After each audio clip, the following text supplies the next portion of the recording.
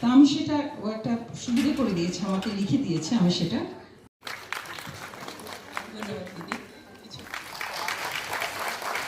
এটা একটা দীর্ঘ দিনের প্রচেষ্টা, বছর দুয়েকেরও বেশি সময় ধরে আমি এটা নিয়ে চর্চা করেছি। এই সমস্ত গানগুলো এখন আর গাওয়া হয় না বা শোনাও যায় না, কেমন ছিল সেগুলো, শুধু স্বরলিপি আছে।